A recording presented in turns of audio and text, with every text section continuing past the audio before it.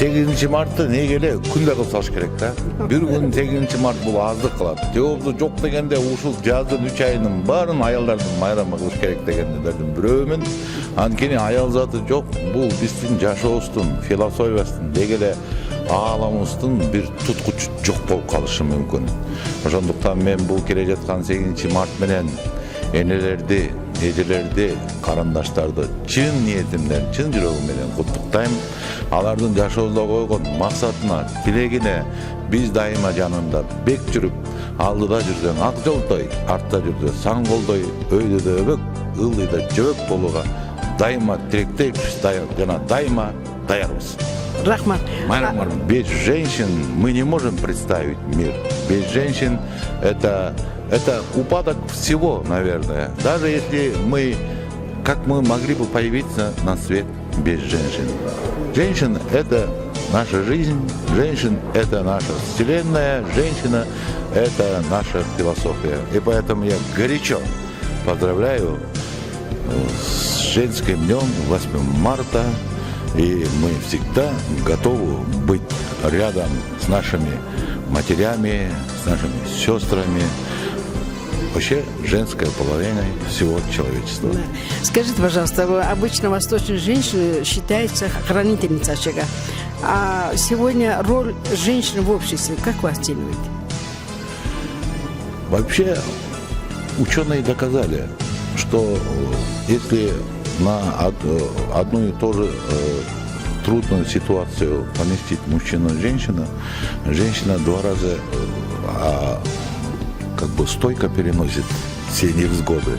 И поэтому, когда у нас были не лучшие времена, когда кризис, когда разваливался Советский Союз, когда, помните, был такой упадок, вообще душевный упадок государства, первым взяли на руку ситуацию это женщины.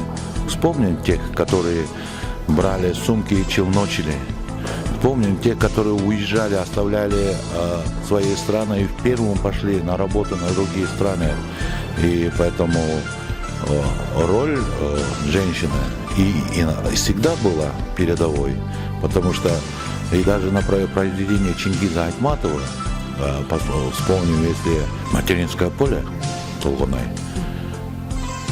мы, мужчины, немного эгоистичны. Мы всегда думаем, род должен остаться за мной, мой род, мой сын, моя семья.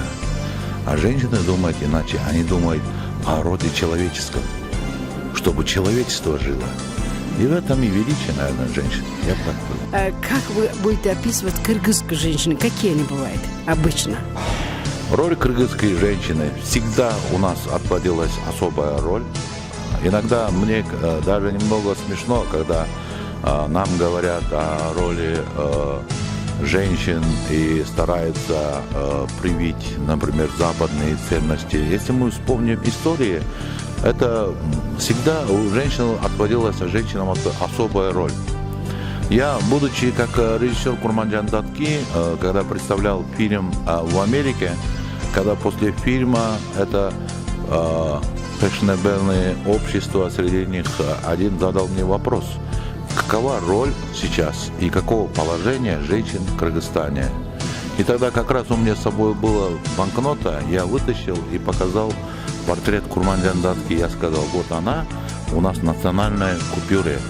Я сказал, еще есть, как Бибисара Бишеналева, национальной купюры тоже.